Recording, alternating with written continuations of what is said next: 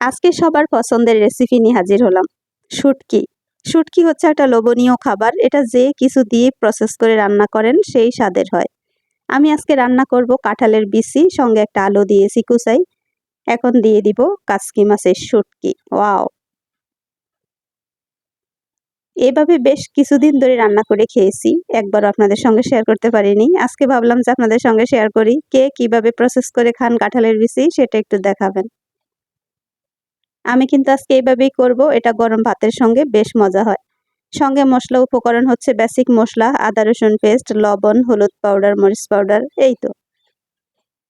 আমি একটু কয়েকটা শুকনা মরিচ দিয়েছি যাতে একটু ফ্লেভারটা অন্য হয়, ভালো লাগে। একেবারে অল্প করে একটু তেল দিব, বেশি করে পেঁয়াজ দিব। দেখতে পেয়েছেন?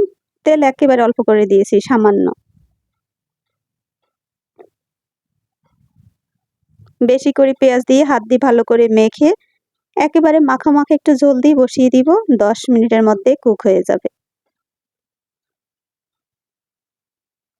কে এভাবে রান্না করে খেয়েছেন কমেন্টে জানাবেন। আমি কিন্তু সবসময় কাঁঠালের বিচি আসলেই এই খাবারটা রান্না করবই করব।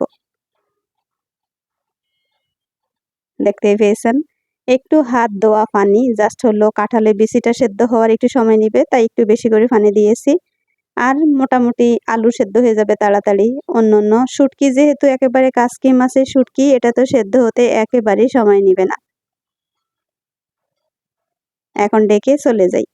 10 মিনিট পরে ফিরে এসে দেখি কি অবস্থা। ওয়াও! খুব ভালো করে চুলা মিডিয়াম আঁচে দিয়ে গিয়েছিলাম। এখন দেখতে পাচ্ছি টগবগিয়ে রান্না হচ্ছে। পানিটা একেবারে শুকিয়ে ফেলবো, ঝোলটা এই পর্যায়ে আসছে। আমি এখন আরো 1-2 মিনিটের মতো চুলার মধ্যে রেখে চুলাটা বন্ধ করে দিব।